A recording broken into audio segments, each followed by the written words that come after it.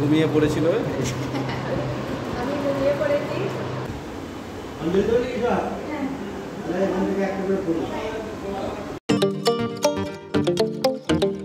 তো আজকের আমাদের এই ড্রেস দেখে কি মনে হচ্ছে আমরা কোথাও বেরোচ্ছি। তো আজ বুধবার, এখন বাজে সকাল 9:30, প্রায় 9:30 বেজে গেছে। তো সকালে আমার কিছু কাজ ছিল, এসে তাড়াতাড়ি করে খাওয়া দাওয়া করে রেডি হয়ে পড়েছি। মাও আছে, সবাই একসঙ্গে যাব আজকে ফুল্লরাতলা। তো এখানে একবারই গেছিলাম, রিমঝিমের প্রচুর পছন্দের জায়গা। একবারই গেছিলো, ও খুব ছোট অবস্থায় গেছিলো, এখন আশিসদা ছিল সঙ্গে। তো আজকের তো সুযোগ হলো, সময় হলো, সবই আছে, সেই জন্য ভাবছি চলে যাই। আর মাকে নিয়ে, মাকে দেখানো হয়নি ফুল্লরাতলা, তো সেই জন্য ওখানে যাচ্ছি আজকে। গিয়ে দেখি, বেশ মজা হবে আর আপনাদের সঙ্গে শেয়ার করবো, তাই তো? শুধু ফুল্লরা নয়, অ্যাকচুয়ালি তার সঙ্গে ফুল্লরার সাথে আরো সাইট সিইং যেগুলো আছে সেগুলোও করে নেবো, করে নিয়ে লাঞ্চ একদম বাইরে করে ফিরবো। আর হ্যাঁ, একটা ব্রেকিং নিউজ হচ্ছে, আমাদের বাড়ির হেনাকে কুকুর কামড়েছে কালকে বিকেল বেলা। হেনা এসে খুব কান্নাকাটি করেছে, তবে লাকিলি মানে কাপড়ের ওপর দিয়ে কামড়েছে, তো যার জন্য দাঁত বসেনি বা কিছুই হয়নি, মানে ব্লিডিং হয়নি, এমনি জাস্ট একটা হয়েছে। তো কালকে টেট ভ্যাক হয়ে গেছে। আর তবু হেনা আজকে এসে আর সমস্ত কিছু মানে আমাদেরকে, আমরা যেহেতু বেরোবো তার আগে কিছুক্ষণ ছিল, তারপরে ওর ভ্যাকসিনের টাইম হয়ে গেছে হসপিটালে, সেখানে গেছে ভ্যাকসিন নিয়ে আবার এসে রেস্ট করবে। তো মোটামুটি খুব ভয় পেয়ে গেছিল, হেনাও ভয় পেয়ে গেছিল, আর হেনার সাথে ঝগড়া করে সব সময় এও ভয় পেয়ে গিয়েছিল, সেই আর কি। তো চলুন এখন থেকে আপনাদেরকে সাথে নিয়ে শুরু করছি। চলো, তো আমাদের জার্নি স্টার্ট হয়ে গেল। এই যে সব বসে আছে, আর সামনে রিমঝিম আর জিউজিওয়ান। রিমঝিম তো বসবেই সামনে। অনেকদিন পর বেরোলাম, বেরোনোই হয় না এখন। বোলপুর থেকে ফুল্লরাতলার দূরত্ব 30 কিলোমিটার, যেতে সময় লাগে 45 মিনিট মতো। তো যারা আপনারা বোলপুর বা শান্তিনিকেতনে ঘুরতে আসেন, তারা অনায়াসেই ফুল্লরাতলা ঘুরে আসতে পারেন, এবং মাঝপথেই পড়ে কঙ্কালীতলা।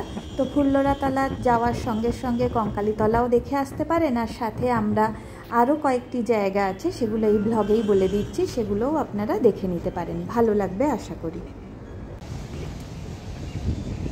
কঙ্কালীতলা পেরোচ্ছি,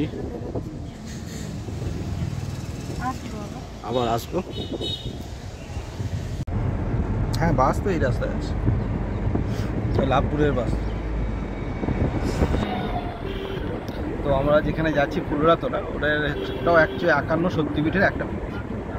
ওখানে নিচের ঠোঁটটা পড়েছিল, আর তারপরে কাশীর সন্ন্যাসীর স্বপ্নাদেশে ওখানে মন্দির তৈরি করা হয়। আর কথিত আছে, আমি এটা জানি না ঠিক, প্রত্যেক বছর নাকি যে শিলাটা আছে তার সে আয়তনে বাড়ে, এটা কথিত আছে। তো সেটা দেখার জন্যই রিমঝিম বেশি উৎসাহী, যে কতটা বেড়েছে আগের বারের তুলনায়। সেটা নিশ্চয়ই আমরা বুঝতে পারবো না খালি চোখে, তবুও আর জায়গাটা এমনি সুন্দর। আমি আগে যখন গেছি খুবই ভালো লেগেছে। তো দেখা যাক এবারে কতটা কি পরিবর্তন হয়েছে। মোটামুটি 3 বছর আগে গিয়েছিলাম, তাই না? তো যে জায়গাটার ওপর দিয়ে আমরা এখন যাচ্ছি, জায়গাটার নাম বিপ্রটিকুড়ি, আর এখানেও নাকি খুব জাগ্রত একটি কালী মন্দির আছে। তো সেটা আমরা ঠিক করলাম ফেরার সময় দেখব।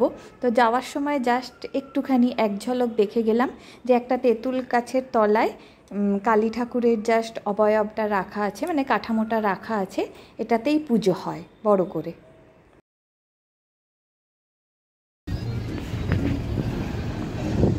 আমরা গেটে ঢুকে গেছি।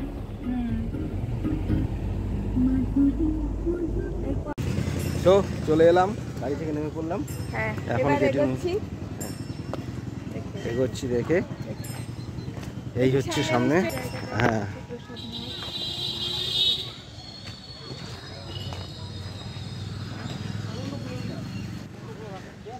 প্রথমবার যখন এসেছিলাম এইখানটায় গাড়ি দাঁড়িয়েছিল, এখন আর ভেতরে গাড়ি থাকতে হবে।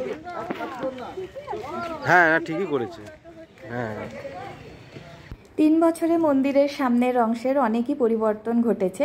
তো আরেকটা কথা আপনাদের সবাইকে জানিয়ে রাখি, এখানে জুতো রাখার জন্য একটা নির্দিষ্ট স্থান আছে, সেখানেই জুতোটা রাখতে হয়। সেখানে কোনো রকম টাকা পয়সা বা কিছু দিতে হয় না জুতো রাখার জন্যে। জাস্ট এই সামনে এগিয়ে পাঁচিলের গায়ে বাঁ দিকেই লেখা আছে জুতো রাখবার স্থান। ওখানে জুতোটা খুলে বাইরে কল আছে, ওখানে হাত পা ধুয়ে আপনারা মন্দিরের ভেতরে প্রবেশ করতে পারেন।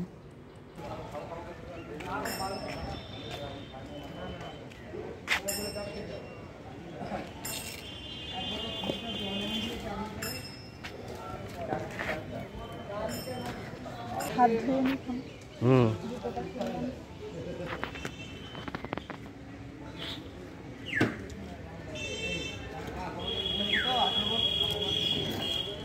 बांधे ना हाथ जाओ तो दिखाई हो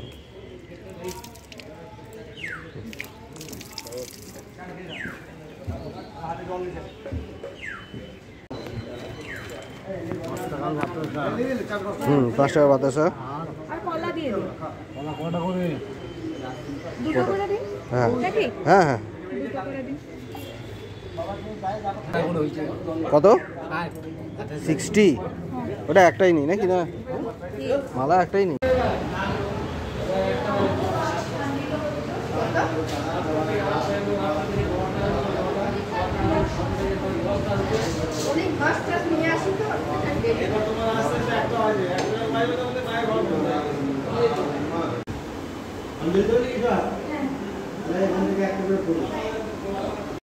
মন্দিরে পুজো দেওয়ার জন্য যে পুজো সামগ্রী সেটা আপনারা মন্দিরের গেটের বাইরে অনেক দোকান আছে, সেখান থেকেও নিতে পারেন, আবার মন্দিরের ভেতরে যেখানে আমরা নিলাম সেখানেও নিতে পারেন।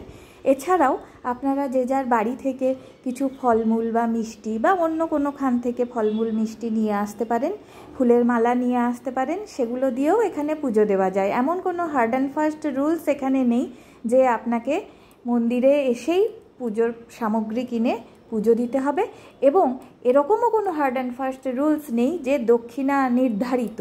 মানে অনেক জায়গায় আমি দেখেছি নির্ধারিত থাকে 51 টাকা দাও, 101 টাকা দাও, এখানে সেরকম কিছুই নেই।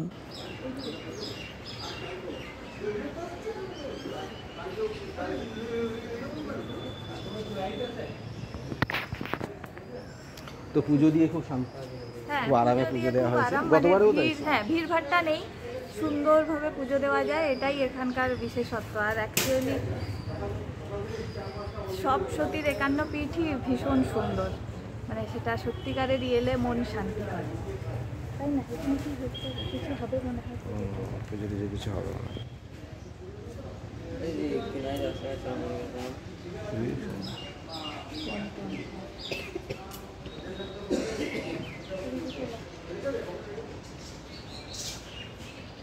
সবাই ছবি, তোমরা বসো ছবি তুলে নি।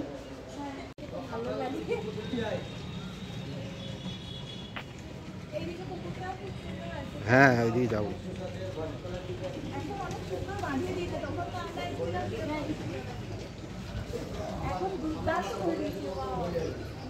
ও সুন্দর করে বাঁধিয়ে দিয়েছে। হ্যাঁ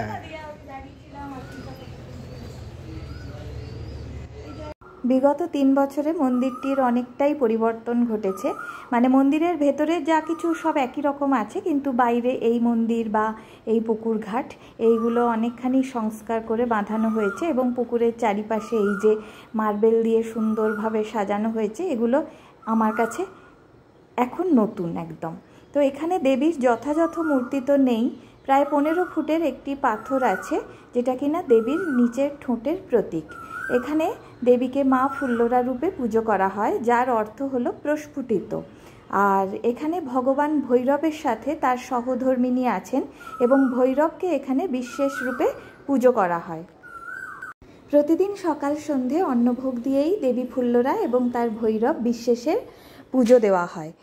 আর প্রতি বছর মাঘী পূর্ণিমার সময় 10 দিন এখানে ফুল্লরা মেলা অনুষ্ঠিত হয়, যেটাকে আমরা স্থানীয় ভাষায় ফুল্লরা মেলাই বলি।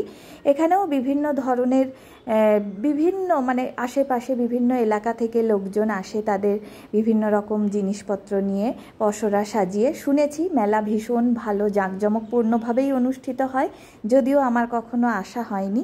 যদি আসি অবশ্যই আপনাদের সাথে শেয়ার করব। বাবা ভৈরবকে প্রণাম করে আমরা এগিয়ে চললাম মন্দিরের আরও কিছু অংশ দেখতে। তো মন্দিরে তো ভোগ দেওয়াই হয়, ভোগের নিয়মকানুন অবশ্যই আপনাদের সঙ্গে আমরা শেয়ার করছি, কারণ ওটা আমাদেরও খুব একটা জানা নেই। তো চলুন একটু ঘুরে নিই, তারপরে আপনাদেরকে ভোগের নিয়মকানুন একটু পরেই বলে দিচ্ছি।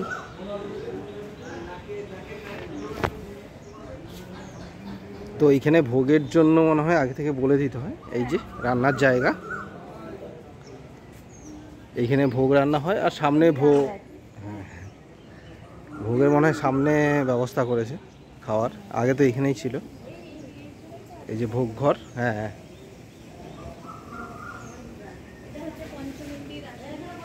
পঞ্চমুণ্ডির আসন। আচ্ছা,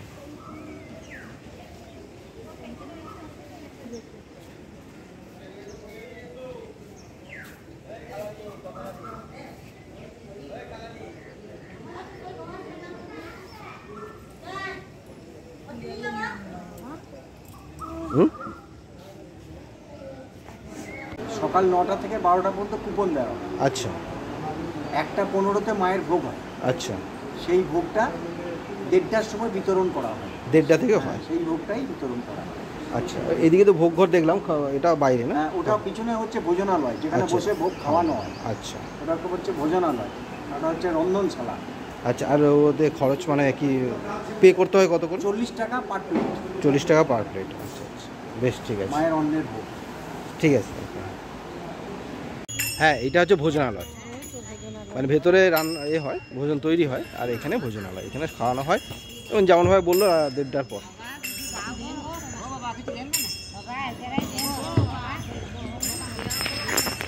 তো আমাদের হয়ে গেল, এবার ফিরছি। তো আমরা রওনা দিয়েছিলাম কোথায়, 9:45।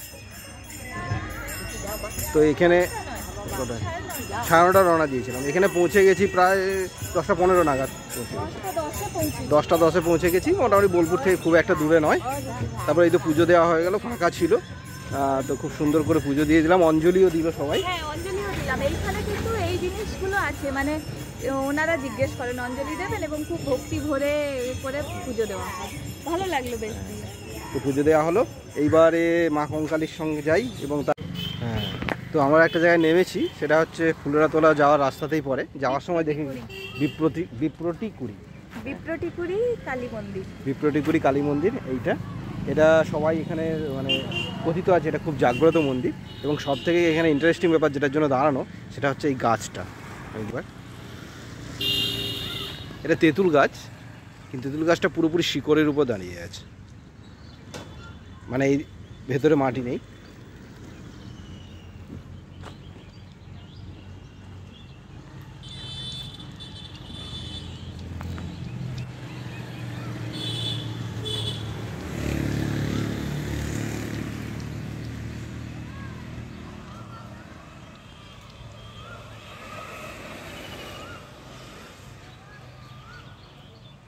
তো এবার নেক্সট হচ্ছে কঙ্কালীতলা। চলে এসেছি আমরা কঙ্কালীতলা, আমাদের অতি পরিচিত কঙ্কালীতলা, এবং বারবার আসার জায়গা। বারবার বেশ যাচ্ছি, এবার ভেতর থেকে ঘুরে আসি। তো আমরা এখান থেকেই পুজো নিই। হ্যাঁ, আপনারা আসবেন, অসুবিধা নেই।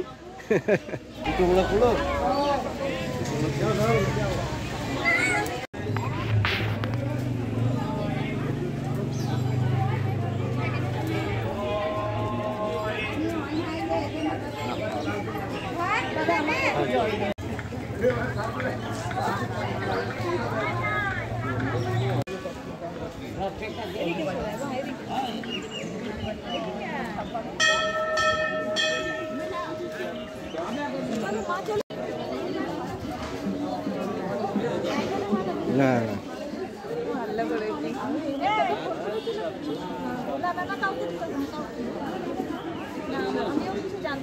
দেখা হলো এখানে এসেও, ভালো বেশি লম্বা লম্বা লাগছে। আমাদের একটা ছবি তুলে দৌড়ি পড়েছ।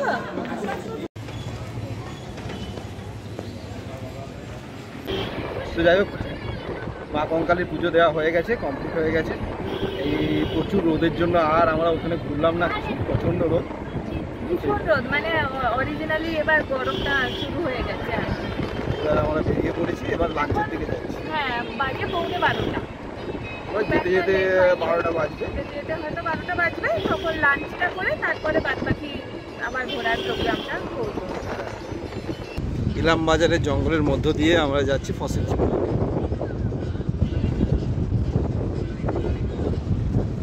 এই যে দুই দিকে জঙ্গল। পাতা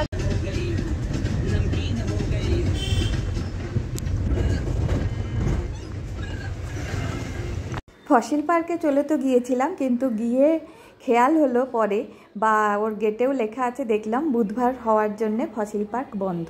অ্যাকচুয়ালি ওয়েডনেসডে ফসিল পার্ক বন্ধ থাকে। আমাদের একটা আগের ভিডিও আছে যেখানে ফসিল পার্ক সম্পর্কে সমস্ত কিছু আমরা ডিটেলসে দেখিয়েছি, লিংক দিয়ে দিচ্ছি ভিডিওর ডেসক্রিপশানে, আপনারা অবশ্যই দেখে নেবেন। তো আমরা লাঞ্চের জন্য চলে এলাম হুইসপারিং উডস, আমাদের কলেজের কাছেই এটা। আগেও একবার এসেছিলাম, তো আজকে সবাইকে নিয়ে চলে এসেছি। দেখা যাক কী কী অর্ডার দিয়েছে। বলো কি খাবে? হ্যাঁ, ভেজ থালি আর চিকেন।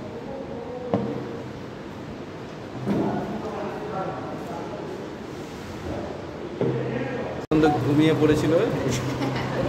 আমি ঘুমিয়ে পড়েছি, যাই হোক আমার এসে গেছে, চলে এসছে।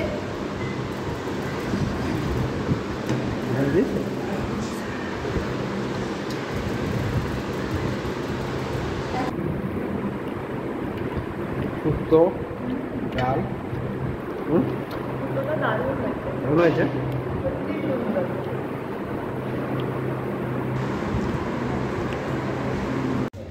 এই হচ্ছে, এই মাছ হয়েছে তো, ওই তো ব্যাং আছে, ব্যাং রে ব্যাং, মাছ কই? এত বড় বড় মাছ, ওইদিকে মাছ এই চলে গেল। ব্যাং আর মাছ আছে, মাছগুলো কোথায় চলে গেল? ওই দিকটা চলে গেল, এই দিকটা। তো যাই হোক, খাওয়া দাওয়া হয়ে গেল, ভালোই খাওয়া দাওয়া হলো। আর এবারে চলে যাবো সোনাঝুরি। সোনাঝুরি যাবো, যদিও প্রচণ্ড রোদ। হ্যাঁ, কিছুক্ষণ একটু ঘুরে তাও বাড়ি চলে যাবো। বাড়ি গিয়ে আইসক্রিম।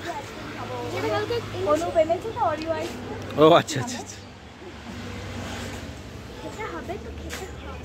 হ্যাঁ।